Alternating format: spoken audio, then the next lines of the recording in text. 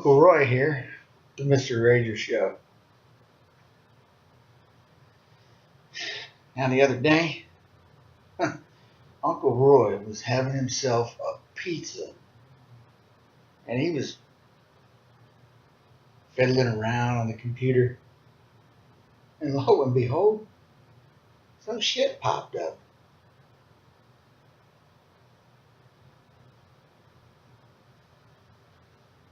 Watch. So naturally, we started asking him questions. And he told us that not long ago, there had been as many as 500,000 of these grave liners or disposable coffins. We asked him for permission if we could look around, and he said yes. So we did. We're just getting an idea for the size of these boxes. What could these boxes be used for?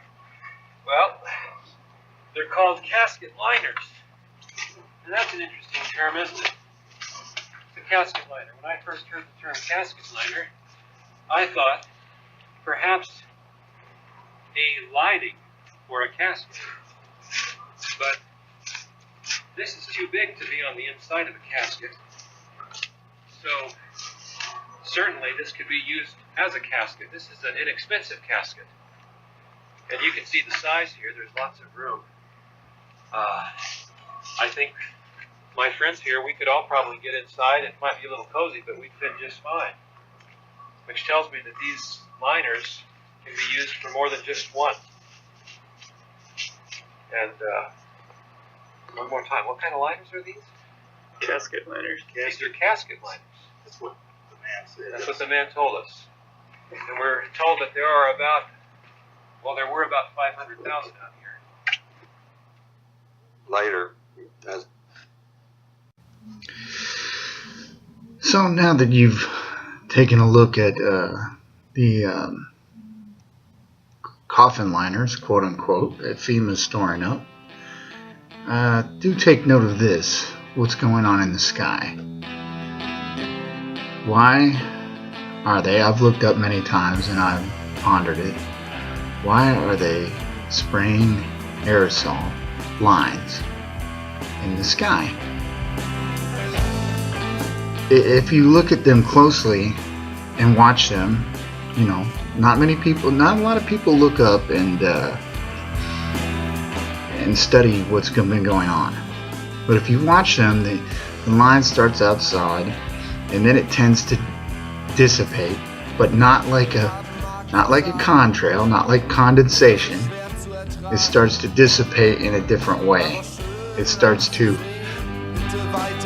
push out and linger. It lingers longer than a contrail. It's a chemtrail. It lingers and it creates a cloud or cover in a line. There's a plane equipped to spray. Looks like a passenger plane. And why do they make the crisscross patterns? Well, that's for coverage. If you crisscross lines that dissipate outward from the point of the line, and you make crisscross patterns, then you get coverage. So when you add this, what's going on, not just in America, all over the world, it's all over the world. Following these clips on this, I will leave you with a video of a guy in the United Kingdom who actually, it's going to be a videotape of this guy of a day, and he marks the day, the calendar day, and the year, and the time. But what is the ultimate goal of these things? Why, when you start looking at all these things in conjunction with one another, these weird things that are going on that don't seem to make sense to us, they do start to make sense. And dear old Uncle Roy has figured out what the problem is. Let's start when I was a boy in the 70s. And all through the 70s and 80s, yeah, it got hot on the planet. It got, we had hot days and stuff, but everybody knows the planet's progressively getting warmer. And that's because the sun is progressively getting warmer. Now, here's the thing that that's going on. The people that are in power of this world, the ones with the money, the kings, okay, not you slaves, these servants, people like us at the bottom, they know something that we don't know, and they know it through science. Someone somewhere, somehow has told them that what's going to happen, that something major is going to come to pass, and it has to do with the sun. Okay? What they're trying to do is they're not trying to save humanity necessarily. They need us, they need us to continue to work and keep the system in place and buy and sell and all that good stuff.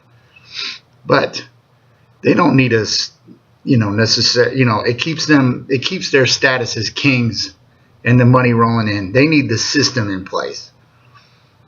And so that is why they're reverting to all these things. But obviously they know that there's going to come a time where they're not going to be able to prevent the sun from scorching or whatever, destroying infrastructure, and possibly it could result in pandemonium and people going nuts, when they lose their cell phones, when they lose their communication devices, when they lose their computers, when their car shuts down, when the machine stops, the economy will stop and the system will collapse because it's already unstable. There's too many people now for this kind of system. You can hardly feed everybody in the world. Now, of course, they say they can feed everybody in the world. Yeah, they can feed us. They just can't feed people properly. They feed us a lot of chemicals, a lot of shit, and everybody just continues with it, eating shit, processed food, and even myself, everybody. You know how much you don't have many choices. So anyway, this is what they're doing. They understand that there's a calamity coming with the sun. And they, in their wisdom, have tried to delay that calamity by making man-made clouds of crap aerosols and reflective chemicals, I guess. But anyway, that's my take on it. So I hope you've learned something from watching this. And now I'll give you that last video of, in case you're still on the fence about chemtrails.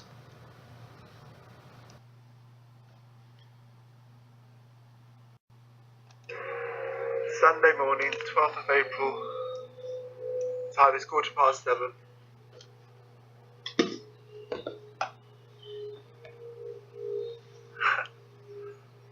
What's going on? This is ridiculous. Okay, so you heard the guy say this is ridiculous, and it is ridiculous if you're looking at it from the point of, like, oh, they're trying to kill us or they're trying to poison us, but that's not what's going on. They're not trying to save us either.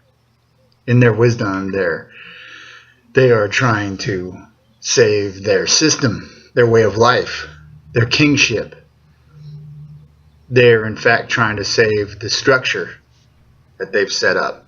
And now I'll be quiet because this guy's going to talk, I think. It's 7:15. It's 12th of April, 2015.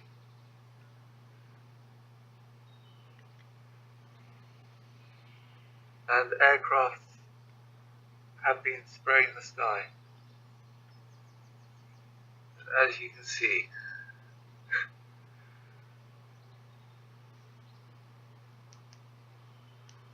it would be a clear blue sky unless it was for these aircraft.